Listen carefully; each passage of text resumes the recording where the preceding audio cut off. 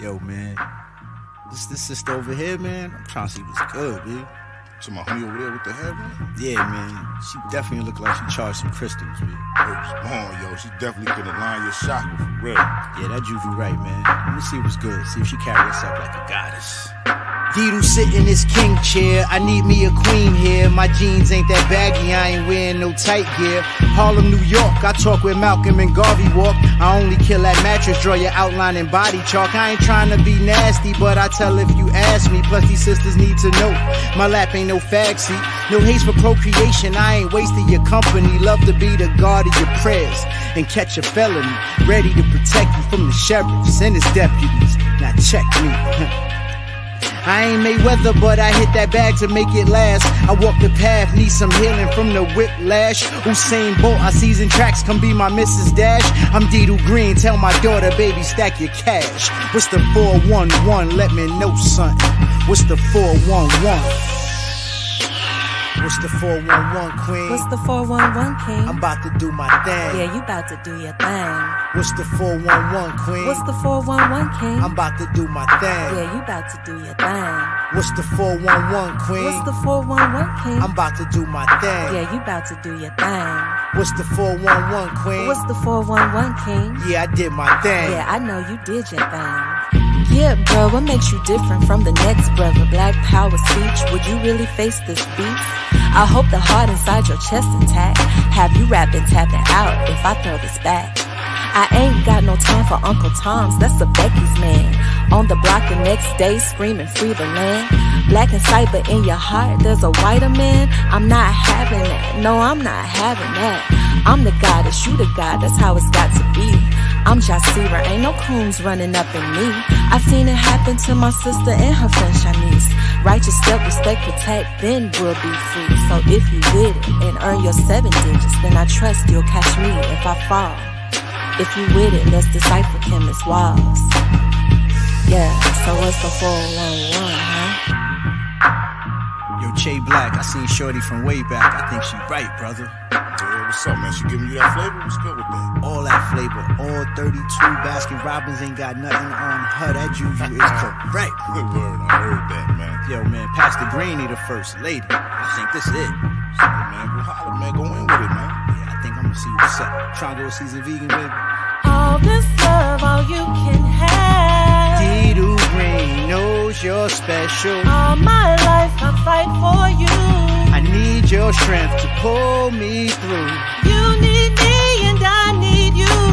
Dido Green's very special. Singing to you, the spirit divine. The sound of your voice helps me refine. A black man's love is meant for me. Jazzie, you're something kind of special. Black love is right, worth the life that I'm living.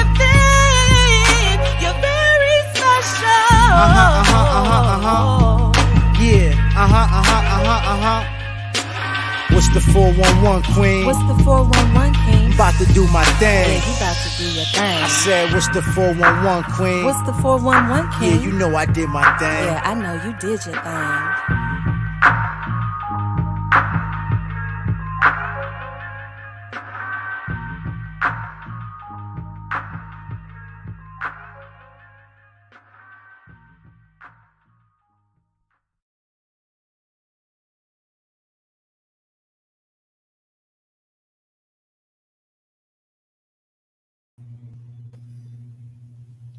Yeah, peace and blessings. Welcome to another episode of Do Not's Radio. Place pronounced Born. This is your host, Knowledge Born. Lobby here, okay? We in the building.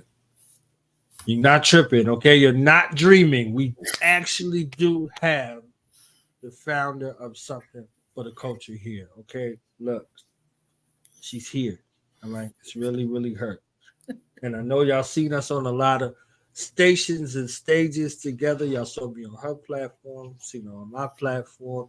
That's just how we do. We got a brotherhood and a sisterhood, okay, together, and we working and making history. So when I thought about this Magical Matriarchs of March, the series to celebrate, to empower, to uplift our women, I was like, I gotta have my sister on here. You understand what I'm saying? And it's still Pisces season, okay? Contrary to popular belief out here, so we had to have the Piscean representative up in here while it was still Pisces season. Because in a couple of the days, you know what I'm saying, the Aries is going to be in the building with their machetes out, ready to fight and blow up everything. So it becomes my honor and privilege at the time to introduce some to others.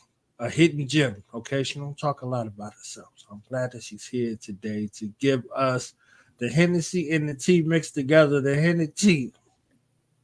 Miss Jazzie J, CEO of Something for the Culture. Okay. Welcome to the culture. Welcome to the I can say that. Welcome to the culture. Okay. Welcome to What the an introduction. What an introduction that was.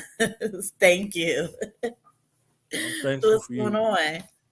Look, it is a, look, she's ready to interview me right now. See, look, we are not having that, man. We are not having that.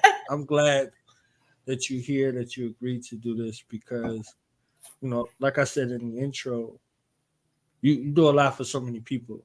So in the space of righteous reciprocity, we want to celebrate you. So it's Jazzy Day, it's something for the culture day. It's so many things in regards to this for you. You know, this is Women's History Month. And, you know, I want to start there. You know, what does it mean to Jazzy J to be a Black woman? You see what I'm saying? What does it mean to be a Black mother nowadays? Like, what's going on with that? Let's start there. Well, one, that's a good question. It's amazing to be a Black woman in this time frame right now. Like, we are flourishing. We are, we are motivated, more motivated than we have ever been before. It's just a great thing. I see so many of our African American sisters just doing so many big things, like, entrepreneurship. There's so many things that men were dominating in, and we are just coming right in, and we're just like, hey, yeah, we're taking over.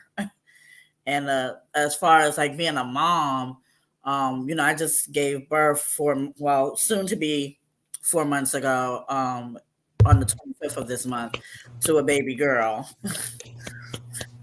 Thank you.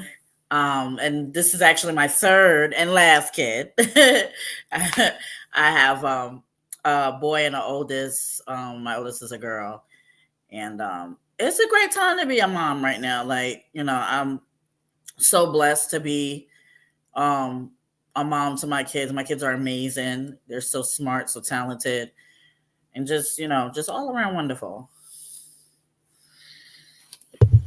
If I could stay there for one moment. Now, you mothered through a few generations, quote unquote, and also time periods in history. You know, you got a grown mini you, okay, a grown mini you, and then you got a young king who's flourishing and all he's doing. You see what I'm saying? And then you got the boss because she's the boss. All right, she is the boss. Yeah. So you had to mother through all of those stages of development. So, what has it been like for you, as a mother, mothering through all of these changes? Well, I had my oldest child who is, in her 20s. She's like 23, 24. I had her young, at a young age, 17. I was still a kid myself, but I had an amazing support system and backbone, which is my mom and, my aunts and uncles. And, my support system was strong. They were very strong in helping raising my oldest child. And then my son, who is 9, about to be 10 this year, it's been I've had different experiences. Like, my girl, she's every big bit of me. Like, from the look of me, she looks exactly like me, which is why I call her nickname is my mini me, or twin, or I'm big twin, as she called me. To my personality, to my drive, everything is down to her. And then my son is his father, looks wise, but he has both of us in him. And then little mama, she don't even look like me. At all. I don't even know if I had anything to do with making her like that. She is her father. So it's been a blessing, though. to have 3 generations. I love that. I love that, and I love them. They are amazing. All of them are amazing. You have an amazing family. You see what I'm Thank you. saying? Very rich in that regard. Everybody are doing amazing things. Uh, private school, sports, intellectual, academic. They the collar. You popping the collar out here. You are the culture. Okay, right. So definitely, I love to see that, and I love to see the resiliency that comes from you. We're gonna get into that in a little bit, but I want to back up to New York. Okay, New York. You grew up in New York, Mhm. so what was that like? And then what was the transition to go from where you were in New York to where you are now? Ooh.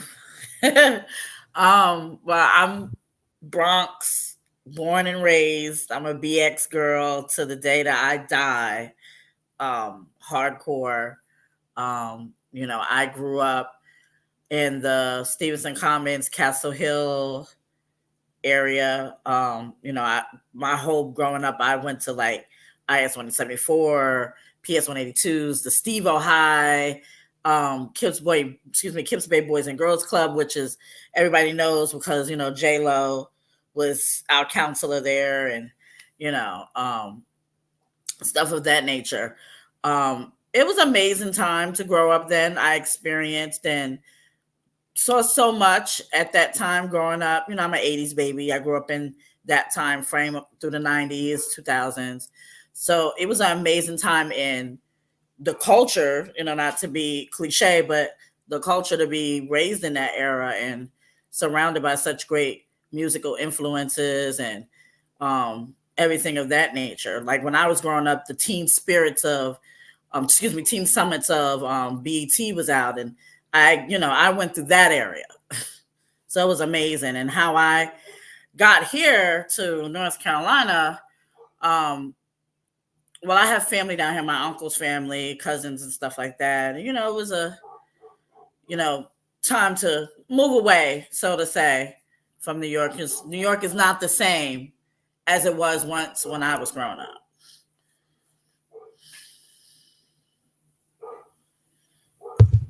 So you down where you at? I don't know if you want to say where you at, but you down where you are. Mm. Um, the difference is like, how did you adjust? If you look back, like when you first got there, straight VX, right, 1000%, and you got to where you was at, what were some of those things that were like, or experiences that did you go through a period like, man, what am I doing down here? Like, how did you find your way through that, if that was the case? And then what were some of the stark differences of being where you from versus where you are, and how did you Whew. adjust? When I first moved here to North Carolina, coming straight from New York, like, not for nothing. Yes, we are very, New Yorkers are blunt. We are very blunt. We're going to say what we're going to say and we're going to stand on it. And that's what it is. How you take it is how you take it. So, me coming from that and moving to North Carolina, which is, the Southern hospitality whole thing. And I wasn't used to any of that. Like, I've been, I grew up, born and raised in New York, Bronx all day, up to an adult age, because I moved down here as an adult. So to come from that and then come here, my first interaction when I think we was walking into a supermarket, it was me, my mom, and my aunt, and we were walking in, and it was this lady walking out, and she was like, "Hey, how you doing?" I'm like, what the fuck is her problem? You know her? Like straight New York shit came out. Like, what the fuck? What is she talking to? Like, what the hell, y'all? Is she fucking serious on that? What the fuck is this chick? Like, but not for nothing. We don't have that in New York. Like, New York is fast paced. You walk straight, keep your nose to yourself, your head down or head up, straight up, and keep it moving. We don't ask no questions. We're so, I don't want to say oblivious, but we are so used to things that are not really supposed to be normal. and it's crazy. New York is such a melting pot up there. We have all different cultures up there, all different personalities, all different type of everything. If you want to see anything, that's the place to go. You're going to see it all. So coming from that to this, it's a very slow pace, you know, not used to everything shuts down at like 10 o'clock, you know. It was a big adjustment. Huge.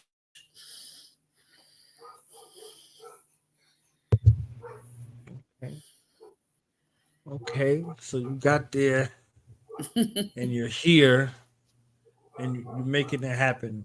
Like, what are some of the things that you say that you implemented to make it work? Like, how did you make yourself be where you are?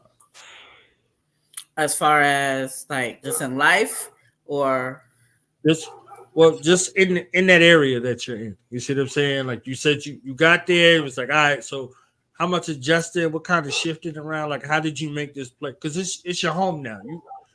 You right, BX right. to you, I mean, die, but you here. You see what I'm saying? Like you're right. here. So Right. Like I'm listen, make no mistake about it. I am still who I am. I am still I am still that girl from the Bronx that grew up, you know, all of that.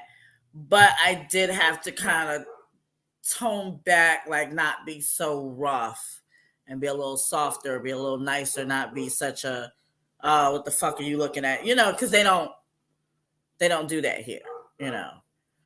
It's not nothing like that up here than it was up there at all. So, you know, that's something that I had to scale back, you know.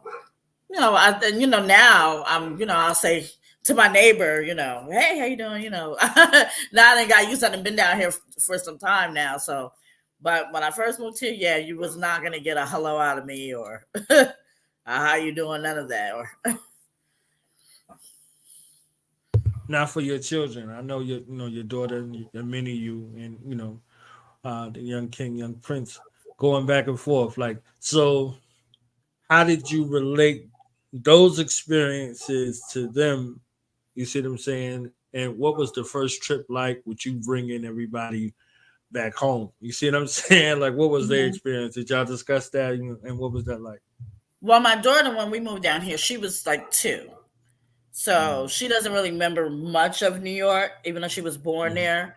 So, you know, I had went back a few times with her. So, you know, she's pretty much used to it. You know, she kind of gravitated it easily because she, you know, was born there and whatnot. My son, when I first brought him up, you know, it was a different thing with him because I had him down here. His father's from here. And, you know, he's not used to that. My son is such like a sweetheart. Like, he's like the nicest little boy. Like, he's not with he's not bad. He's not disrespectful, none of that. So to bring him into that up there, you know, let me put it like this. When we went up there to visit, you know, the kids up there, they go downstairs or play in front of the building and I'm not like that. I wasn't raised like that. My mom never let me play in front of the building. I mean, it's New York, for crying out loud. Like, come on. So I wasn't on that type of thing. Whatever my mom did with me, I carried over to my children, pretty much. So when I brought him up there, you know, it seemed as if you would have thought he was born up there. I mean, he took to it.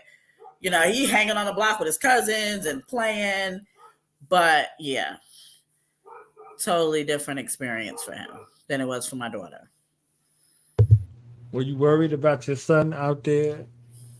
Did you forget it was home, or like what was it like for you? You know what I'm saying? Like, you coming home now, like you come home by yourself, you understand, like, okay, you might be bringing, the children out, but now you mother on guard. Like, you understand what I'm saying? Yeah. So what was that experience like for you? And then it's like, okay, he took to it like a fish to water type situation. Right. Like for me, because we drive up when we do go back home, we drive. Like we love to drive. That's like, our thing. We've always drove anywhere we went. So as soon as we hit that Maryland area right there, I feel at home with the Maryland area. And then I'm, we booking it. as soon as we on the New Jersey Turnpike, that's home right there. You know, hot 97's turned in. You know, we in the zone of home. But going back with my kids, you know, like you said, I'm mom now. I'm not, you know, a young girl anymore. I have kids now. I have a young kid. And the New York is not like it was when I was growing up. It's gotten a lot worse, a lot crazier. You know, yes, I went out, you know, I let them play it outside, but I was there. Like I'm not sending my kid anywhere without we're not doing that. I'm not that mom. Let me just say that. I'm not that mom. I'm on my kids.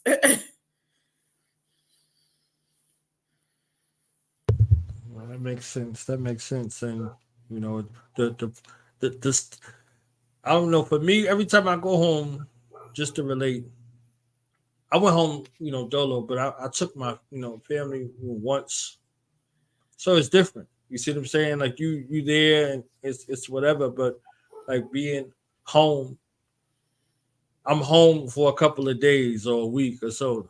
After that, I'm out of there. I got to bounce. Yeah. You understand what I'm saying? Right, I got to like bounce. Over it. Like yeah.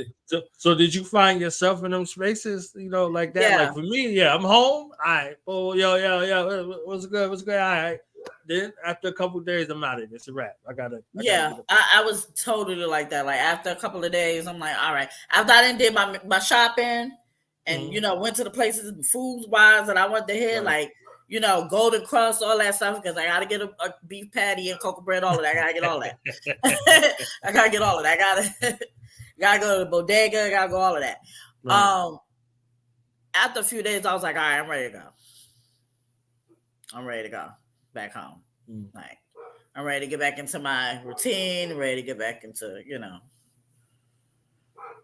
like that time. Let me say this: that will always be home to me, no matter where I go in life, no matter how old I am. But at a certain, when you leave New York, you do kind of start to outgrow it. Like you it's fine to visit and it's fine to go see family and stuff like that, and you know, but the whole hoopla around it, you're kind of like, oh, all right, I'm over it. Like, especially if you're born and grew up there, you've done everything.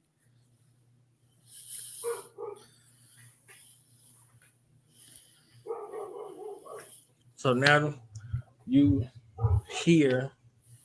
And it's funny because I just thought that was a me thing. You see what I'm saying? Like it's interesting to hear you say that. Like, you go home. It's like, yeah, I'm out of here. You see what I'm saying? But I heard that from a few people over the years. Like people, they go home. And it's like, and I got accustomed to people saying, "How long you home for?" That's it. Like literally, like they ask that now. It's like, "Oh, how long you home for? How long you here for? A couple days, a week, whatever." You see what I'm saying? So they know, you know, what to try to fit into that time. So it's interesting. And I've been doing that now for 2 decades. I've been or longer. I think I've been away from home longer than I was at home now. So I think I'm on the other side of it. So let's get into the culture. Okay, let's delve into the culture. Okay. Okay. I need to know the origin stories, the beginning, you know, for you as far as your journey into podcasting, the idea for something for the culture, the name, anything you could tell me about this colossal superhero, multi-generational, worldwide platform that is something for the culture podcast. Ma'am, please and thank you. Sure. Wow. First off, when I started, let me just rewind back. Before there was even something for the culture, I was helping on my husband's platform and show with his coworker and friend, Extreme Sports Radio. And they were attached to a radio station based out in Seattle. So I was doing the behind the scenes work with them, like, you know, helping them prep for the show, getting the word out there, like, hey, y'all tune in, da-da-da-da. I was the one who started the whole group for the actual show.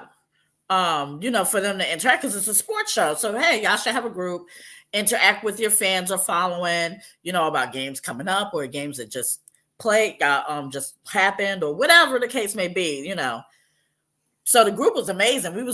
The group was so successful. Like we had a lot of members in it, and we was also, cracking jokes in there, and like it was an amazing thing to do. Everybody was so happy with it. Then I came up with the idea of maybe, hey, y'all should do like a YouTube channel. Because at the time they were just on radio, they were just being heard. Nobody was seeing them. So I'm like, why don't y'all do it both live so people can actually see who's behind the voice? So, I was coming up trying to help them with that and whatnot. And I think I did one episode with them where I was interviewed, and I kind of got into it with my husband's co-host wife because they were Redskin fans, and they were also, I think, Steve Curry fans. And I can't, to be honest with you, I hate Curry. I'm not a fan of Curry at all. And I made a comment. And I made a comment about him. I just thought he was overrated. Like, I'm like over it and whatnot. And as I'm doing the segment with my husband and his coworker, his wife calls in and asks a question. And it was the question took me so back. Like, the question was, she was like, well, do you not like him because he's light skinned?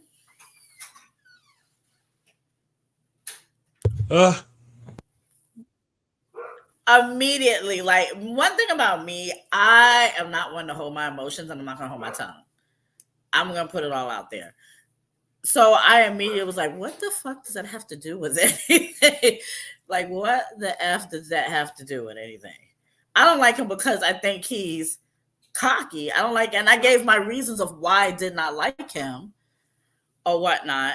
But to come out like you was trying to make it seem like I was a colorist because I did not like this one particular player.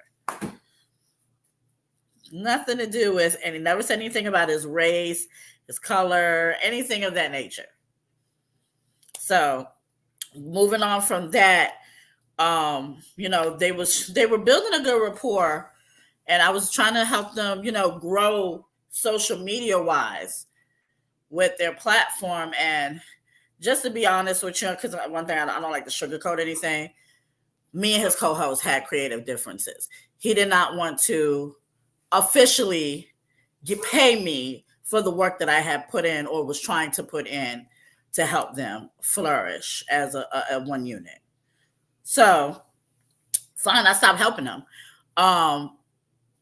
The radio station that they was attached to had a slot open for, I guess, a music show of some sorts.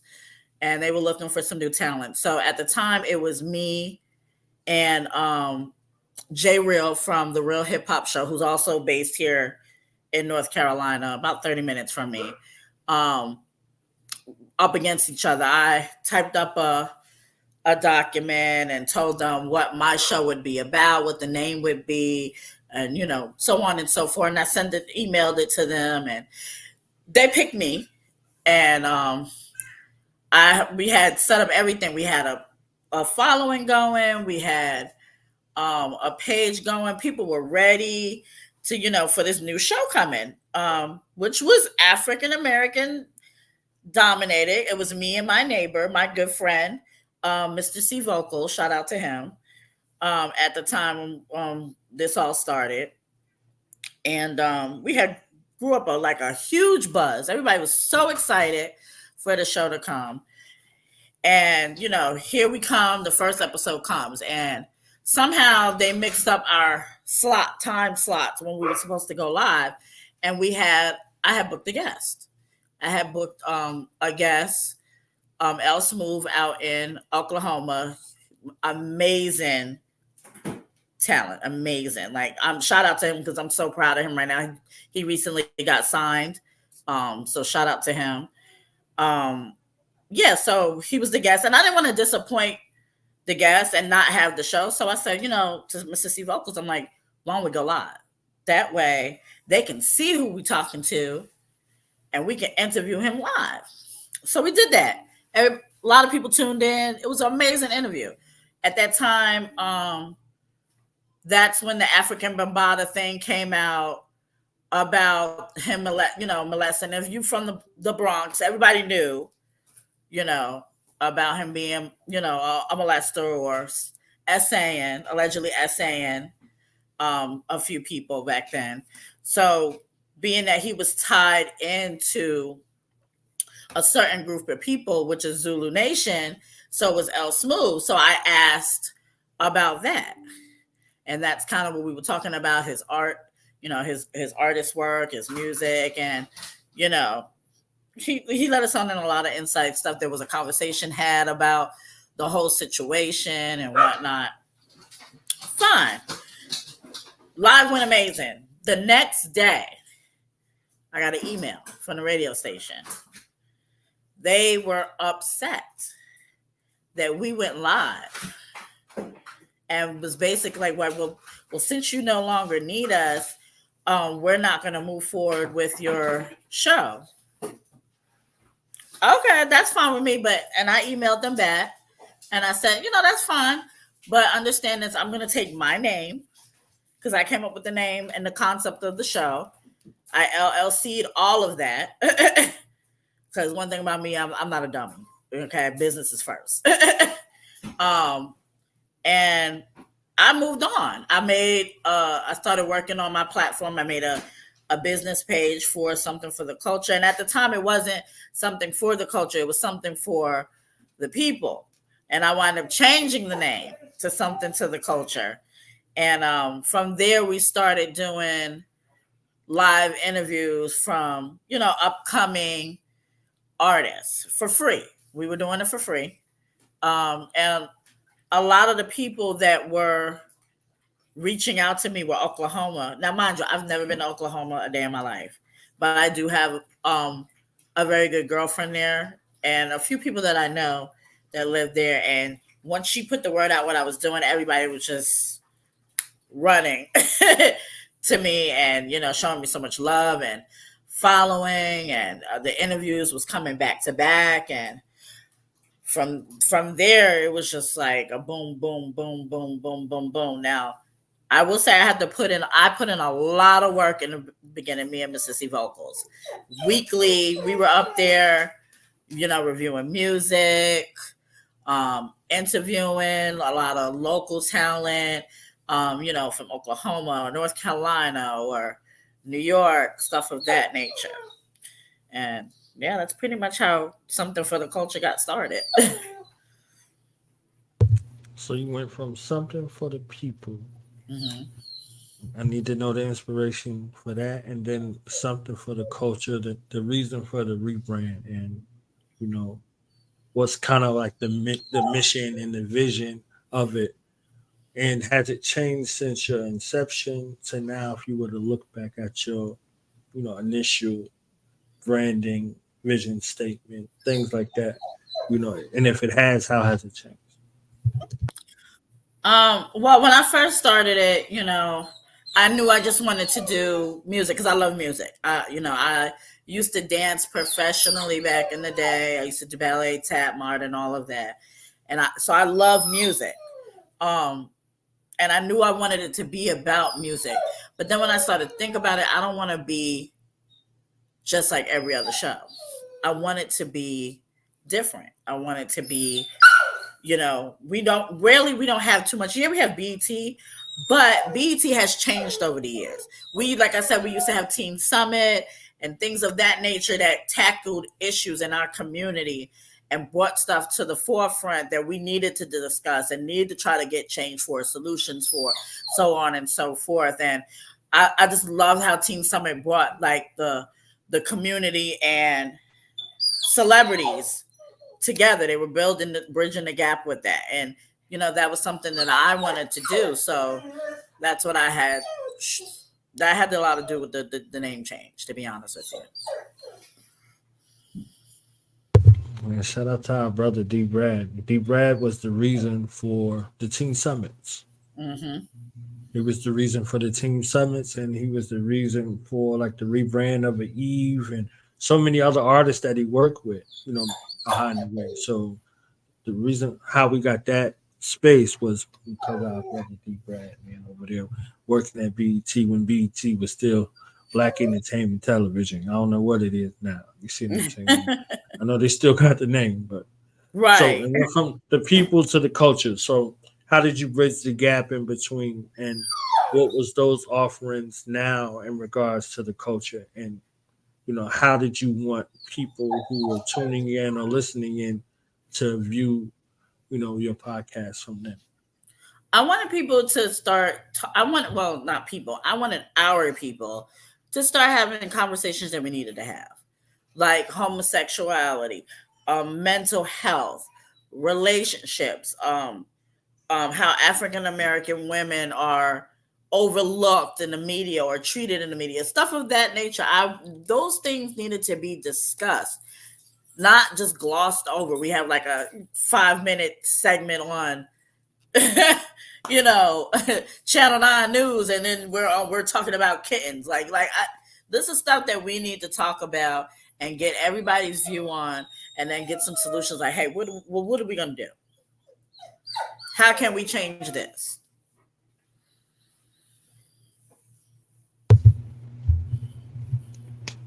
So how is your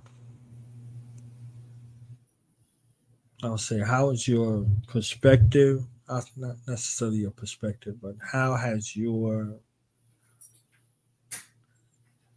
podcast changed over the years? This is 7 years deep. Okay. We look at year 1 versus year 7.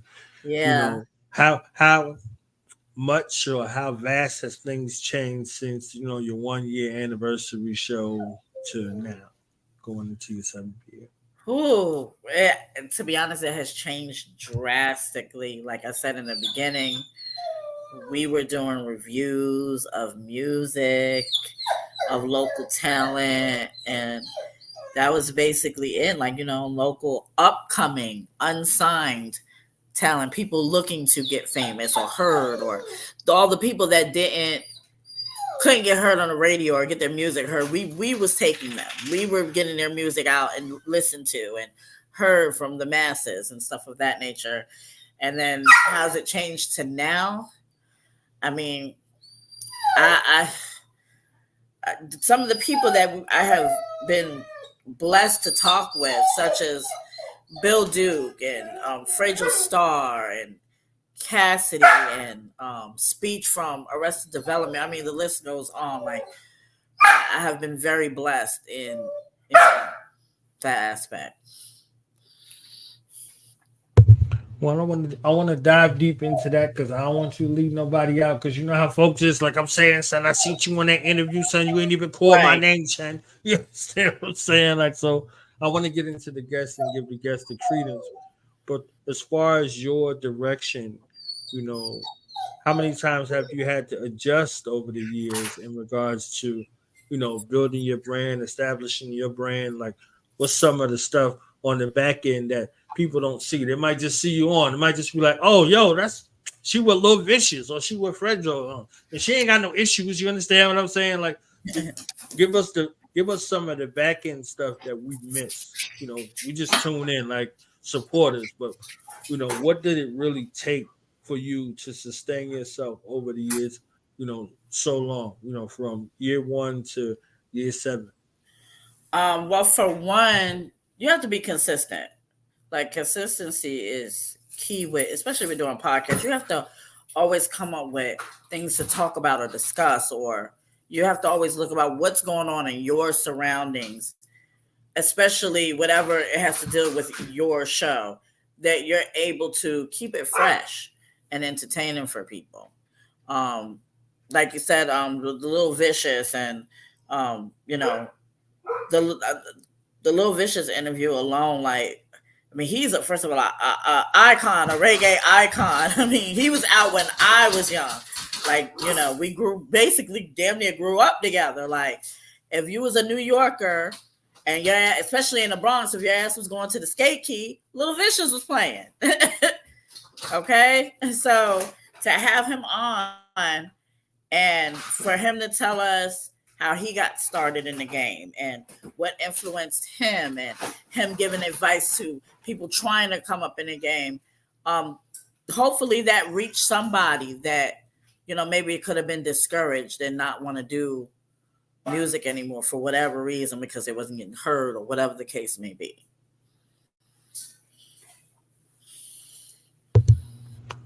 So essentially you was like, in true BX fashion, you was like K Slade. Jazzie J, aka K Slade. You see what I'm saying? You was K Slade because that was K Slade's mission, right? He was breaking records, and him and his DJ era, like they broke records, they broke artists. You see what I'm saying? Mm-hmm. Like I remember one of the last thing I said to Slade. You see what I'm saying? And you go into his brothers, like you did the interview with his brothers. You see what I'm saying? I want to go there in a second.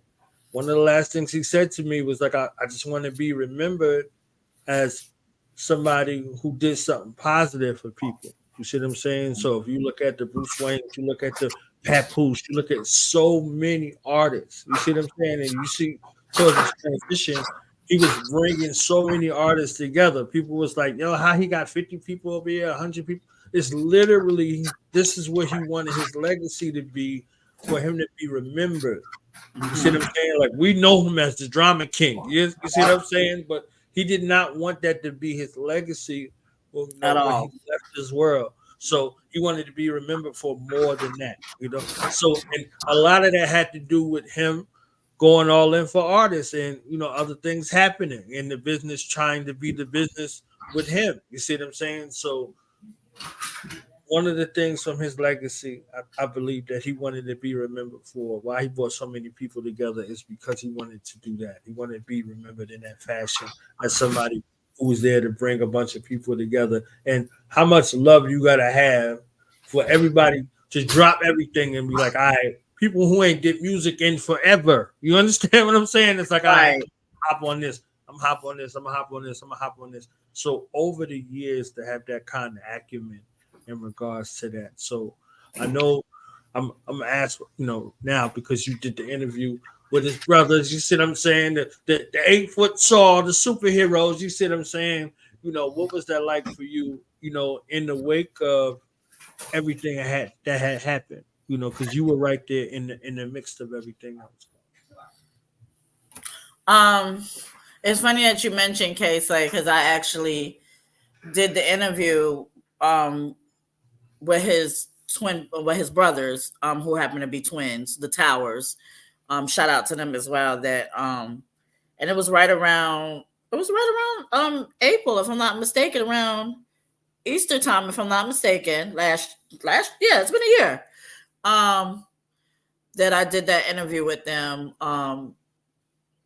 And just over his amazing life and his influences in the culture. And, they kind of took me into the space of what happened at the funeral. Because I did ask them, how was it? How was things at the funeral? And they both said, well, the funeral, there was 2 different funerals. I'm like, oh, 2 different funerals. And they're like, yeah, there was the industry funeral and then there was the real funeral. The industry funeral, everybody is schmoozing and, they wasn't even really allowed to speak at the industry funeral at all, even though that they are the brothers and next of kin and blood, and you didn't let them speak. Like, disgusting. So I was so shocked, and, that we went over footage of the funeral and whatnot. I was so blessed for them to even allow me to do the interview, being in that vulnerable time. The brother had just passed. I mean, it was literally I think it was 2 days later that we did that interview after he passed. So it was in the moment of the planning,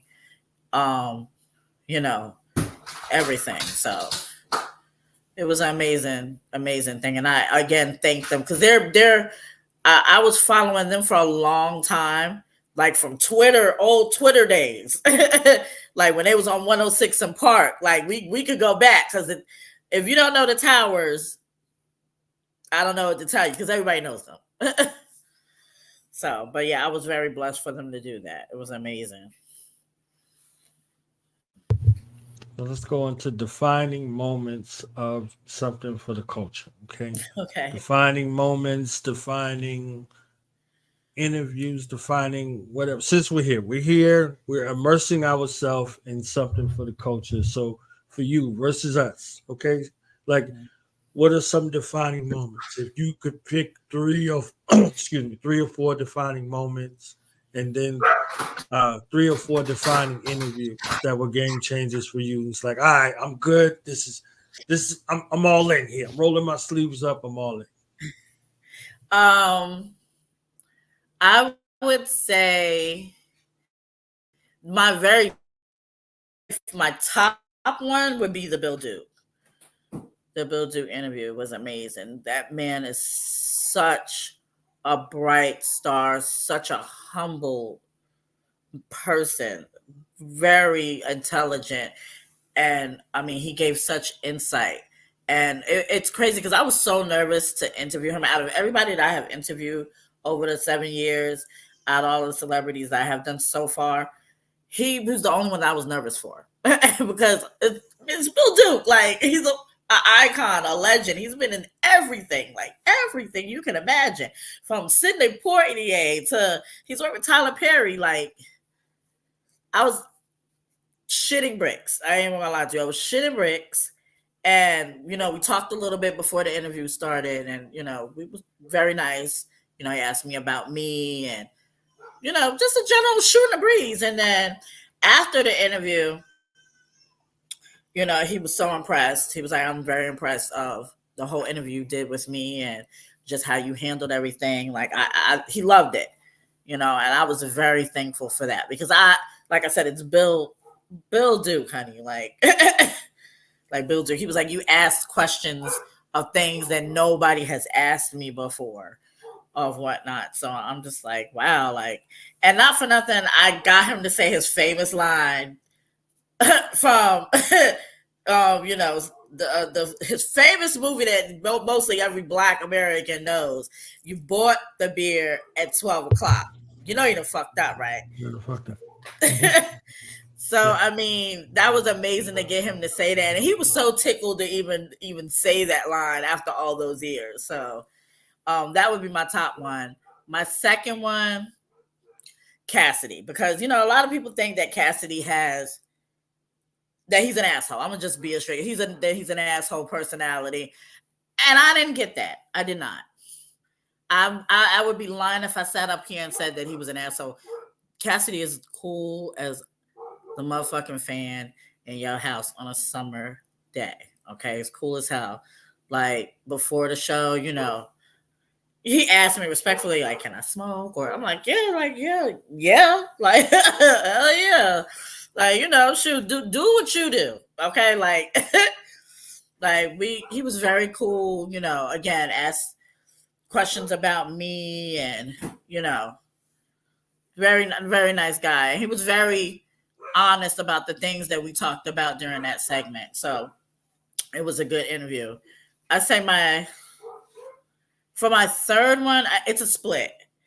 I would say the Fredro star and the speech, and 2 different reasons. Fredro is comical. He's comical as fuck.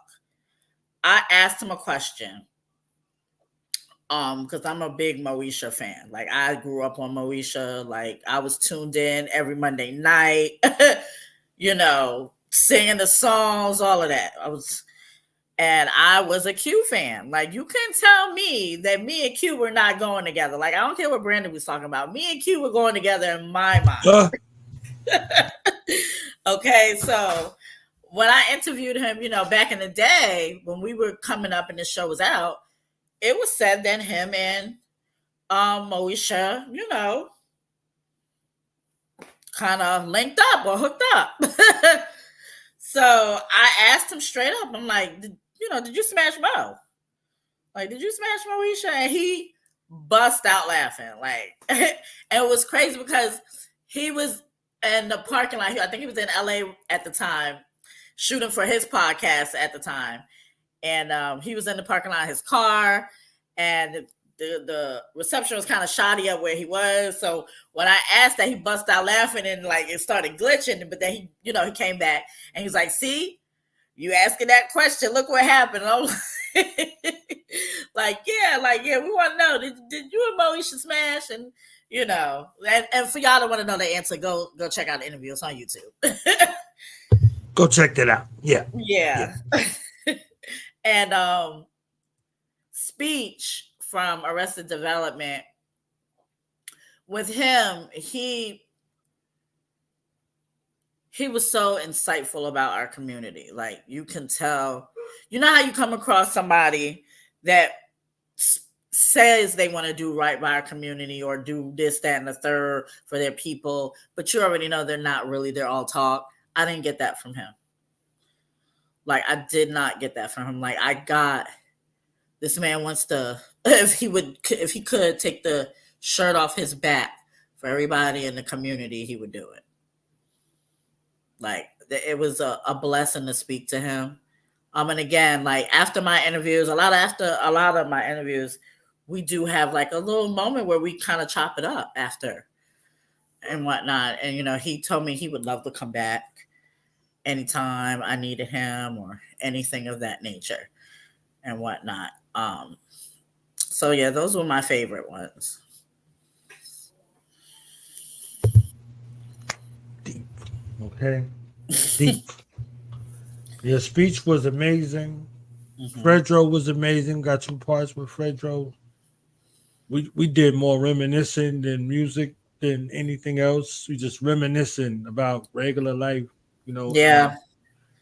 After the Cassidy interview, I was a little shook, okay, because it was a technical aspect part on my end, so it led to whatever it was, but it was super dope, and a lot of people got a lot of great interviews out of that experience. So I was thankful for the opportunity, because so many people, up there, they don't come to the smaller platforms like that.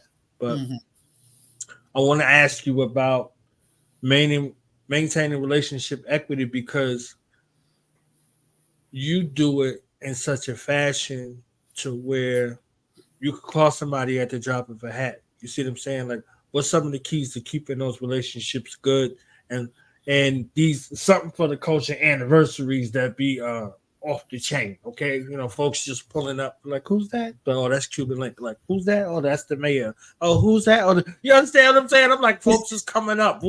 Judah, freaks. I'm like that. I'll be thinking my anniversaries be popping. I try to get the people to come out, but you like, yeah. Watch out, fam. Let me show you how to do this, son. Okay. I'm like, all right, no doubt. I see you. I mean, I guess like I'm just me. Like I'm me, how I am on camera, I'm off camera. Like, I'm silly. I'm gonna say what I want to say. I'm gonna make my points. I'm that way off camera too. Like, so, and even though that they are celebrities and they have long, lustrous careers and all these accolades, you're still human at the end of the day. I'm still gonna talk to you like you're human. Like, not saying at all, I don't care that you're a celebrity. Not saying that. What I'm saying is you're still human. Like, without the fame, without the money, you would still be a person. It is what it is. So not only that, but I think a lot of it does have to do with my work ethic too. Like, I do let me not say that, because a lot of the people that I've interviewed, I already have been fans of, or know their work, or whatever the case may be. Or 9 times out of 10, I already know them. But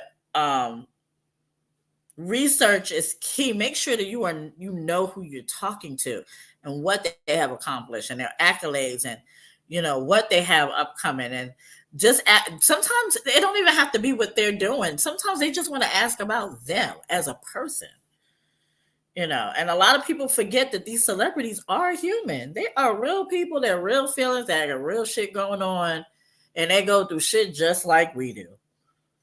Like, to be honest with you, I had Gilly on the platform with Cuban Link at one season.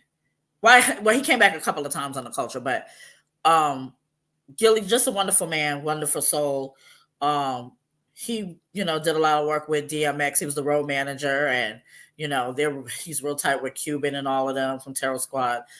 And he even said it live on the show on my platform that he was always people confide in me. Like, he was going through a lot of shit, and I was just like his therapist, and he was just dropping loads, and I would just let him vent, and then I would give him advice or say what I had to say and give it to him real, and that's it. So a lot of that has to do with treating them, making them feel that they are still human and not celebrities, or that you're trying to get anything out of them. Like, I have an amazing relationship with there's a lot of people I have a lot of amazing relationship with, but some of the ones that I really value are like Judah Priest. Like, we are like, there's nothing he can't, like, he can call and ask me for anything. Him, Buddha Monk, Menace, Dungeon, all of them. They can call me and ask me anything, and I'm going to do it for them. And vice versa. And they have. I will say that I have called them and asked them to do something for me, and they have every time. They have shown up. They stood on business, and they damn steel toes. So, same thing with the former mayor of Peekskill, New York. I call and ask him, and we have a good relation, good friendship. He invites me all the time to these trips, even though I can't make them all the time because I got small kids and I just can't pick up and go. But anytime he's having a trip, I'm always invited. Like, I think I just got invited to the Miami trip last month. So I couldn't make it, unfortunately, but good, solid. My advice is stay true to who you are, and people will see that, and they will tend to gravitate to you, especially if you're not a shitty person.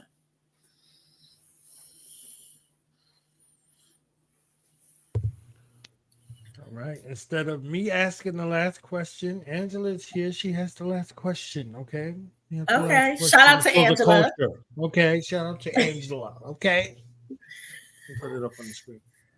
How do you guys feel about the gatekeeping within this community versus how you guys are within the podcast community, giving and helpful and just all around assets to people like me upcoming? Let me just say this. One thing about me, I'm going to give help to my people. Born has known me a long time, and one thing about me, I'll let you answer that a little bit more. Like, you've known me for a long time. I'm willing to help. I feel like all the time. Definitely willing to help those who are willing to receive the help. Okay. Yes, that I'm big on that. Heavy on that. Like hot sauce hand, heavy handed. Right. Very heavy. If you're willing, to receive the help, if you're open, if you're coachable, you're teachable, the thing is endless. You see, the help is endless. You see what I'm saying? And also on the other end of that is reciprocity. So if you're willing to help as well, you see what I'm saying? That those are the things that keep it balanced. So Jazzie is definitely one who's like that. You see what I'm saying? So she's definitely like that. So there's no surprise where she could just call somebody and be like, I need you right now. Boom. That's how it goes. It just goes like that. You see what I'm saying? So looking at her partnerships, looking at her track record, looking at the guests, and looking at the clientele, over there, and something for the culture is very rich, very rich. And it's a testament to, how you are and how you live. If I could say one thing in regards to the podcast community, we're independent. We're independent. So all these other people that you see with a lot of these large platforms, with the exception of the few, Doggy Diamonds and his podcast, No Filter Podcast, he's independent. Lord Jamar and Radiga and them, they're independent. Yep. You see what I'm saying? and Black Dot and his son, they're independent. These are people that I know. Their Yep. platforms are independent. So many of the other podcasts that you see, there's something else that influences how they operate. So we have to have that understanding. You see what I'm saying? They have the answers to folks and things like that. So what they can do is very limited based upon what they signed, what they agreed to, whatever the case may be. So for them to have that level of exposure and things like that, the things that they have to take into account. There's also brands that they're in partnership with that they have to take into account as well. So Right. these are we don't have those strings that are attached. Right. Many of those have those strings that are attached. So they have things that they have to answer to. So in order for the Breakfast Club to come on, it means something to a whole bunch of other people. You see what I'm saying? That they have Right. to answer to. So it just makes sense. So as far as us, we're not in that position to that degree. So we're dealing with, 90 to 100% ownership of what we put out. So, the buck stops with us mostly. So I don't expect those who have conditions and positions to be doing anything other than what they agreed to. This is what they do. So if you sign a deal, that's a part of that deal. You see what I'm saying? And that's Right. something for the culture gets into with some of these artists and actresses and different things and people that they work with. So that was my little small thing. Right. So I ask about those 360 deals and all of that right, that these right, people are signing and not reading and right. but yeah, again, I'm willing to help those who are willing to put in the effort into their own stuff. Like I'm not Mhm. in the business of doing your work. That's not who I am. Now, if I see that you're willing to put in the effort just like I did, because I didn't have help in the beginning. And Born can tell you that, even though Born is my mentor, I go to him and he can tell you I always question everything that I do. Like I'm like, could I have done this different? Or really, like I've wanted to quit so many times. He can tell you like, No more quitting. No more but quitting. as much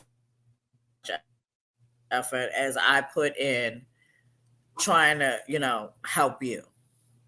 But I encourage our people, to start their own businesses. Like I love that for us. We need that. Like we desperately need that and stop giving our money to, these other races because I'm gonna just keep it real. The Chinese people, they stay within their community. Their dollar goes within their community. White people, the same thing.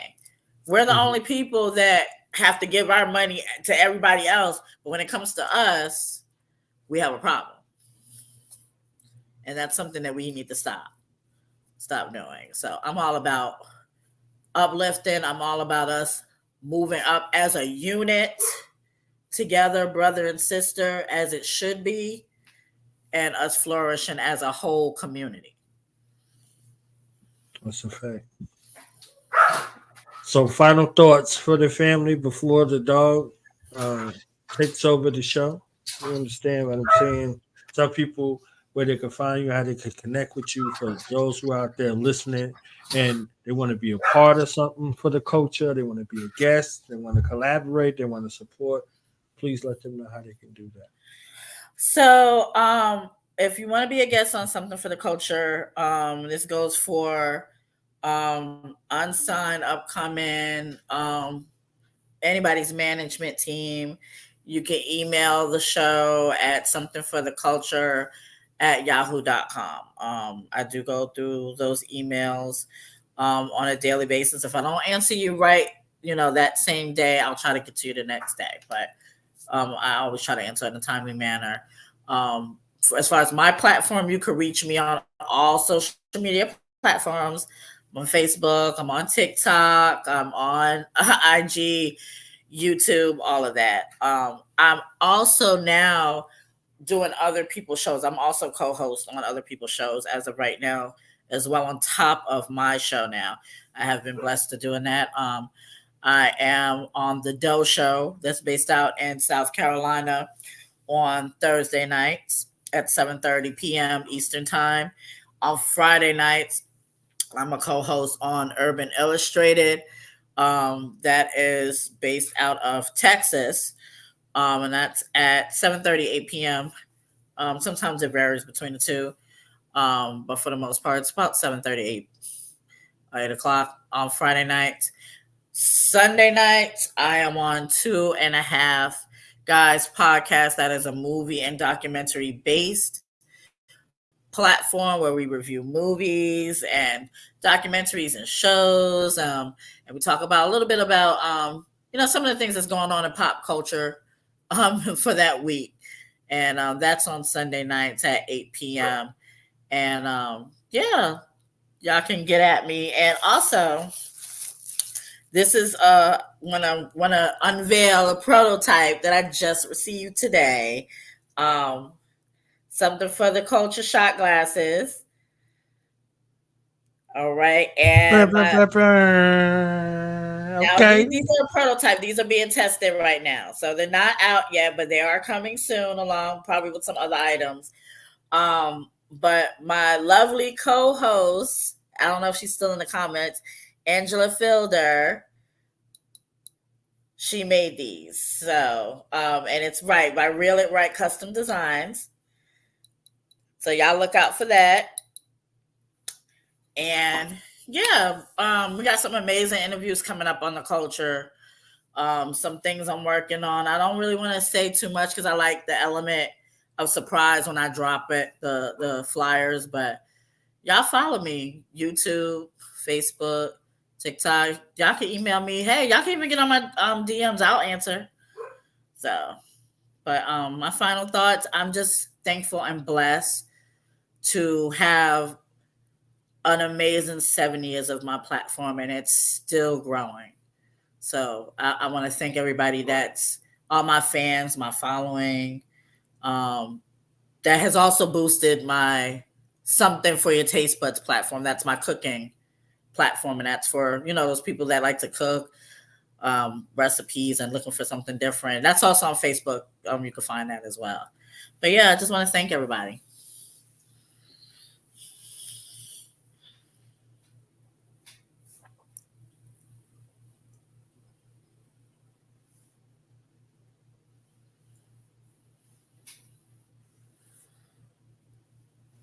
Thank you for your time. Thank you for your love. Thank you for your gems. Thank you for the culture. Okay. Thank you. Thank you for having me. All right. And it was not so bad. Okay. It was good. Yeah. Hey, listen, my brother knows I hate doing interviews, which is crazy because I could do them for other people, but I hate being interviewed. I hate it. But thank you again, bro. Thank you for having me on. And yeah, y'all follow this man. He has an amazing platform. Amazing. We out, y'all. Peace. We still find that. For the 50 years of hip hop. Support the God Knowledge Born. Student Knowledge Radio. 3 years. And knowledge is accumulation of all facts. People the God of earth.